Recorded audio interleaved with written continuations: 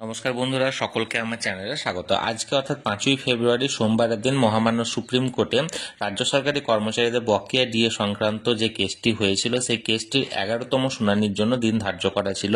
এই শুনানিতে কি হলো, মহামান্য বিচারপতিরাই বা ডিএ কেসটি সংক্রান্ত কি বললেন, বা সরকার পক্ষের আইনজীবীরা বা মামলাকারী সংগঠনের আইনজীবীরাই বা কি সওয়াল জবাব করলেন, আজকের ভিডিওতে আমরা বিস্তারিত আলোচনা করব। ভিডিওটি ডিএ কেস সংক্রান্ত অত্যন্ত গুরুত্বপূর্ণ, তাই প্রথম থেকে শেষ পর্যন্ত অবশ্যই ধৈর্য সহকারে দেখবেন এবং ভালো লেগে থাকলে অবশ্যই একটি লাইক করবেন এবং সকলের সঙ্গে শেয়ার করবেন। আর সেই সাথে চ্যানেলে যদি প্রথমবার হয়ে থাকেন এরকমই ইনফরমেটিভ ভিডিও আরও দেখার জন্য যারা এখনো পর্যন্ত চ্যানেলটিকে সাবস্ক্রাইব করেননি তারা অবশ্যই চ্যানেলটিকে সাবস্ক্রাইব করে নিতে ভুলবেন না। তাহলে চলুন আমরা বিস্তারিত দেখে নিই। আজ সুপ্রিম কোর্টে ডিএ মামলাটি মহামান্য বিচারপতি প্রশান্ত কুমার মিশ্র এবং মহামান্য বিচারপতি ঋষিকেশ রয়ের এজলাসে 6 নম্বর রুমে 60 নম্বর সিরিয়ালে ওঠার কথা ছিল।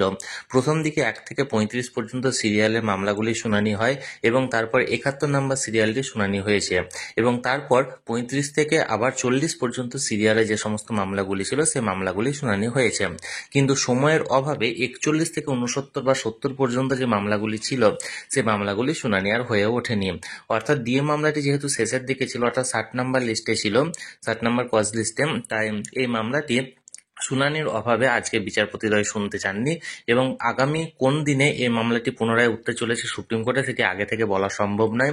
যে কোনো আপডেট পাওয়া মাত্রই বা এরকম যখনই ওয়েবসাইটে আপলোড করা হবে তখনই আমি আপনাদেরকে জানিয়ে দেবো। তাই আপনারা সবসময় চোখ রাখুন যে আগামী কোন দিনে এই ডিএ মামলাটি উঠতে চলেছে। যে কোনো আপডেট পাওয়া মাত্র আপনাদের উদ্দেশ্যে তৎক্ষণাৎ সেটা জানিয়ে দেওয়া হবে।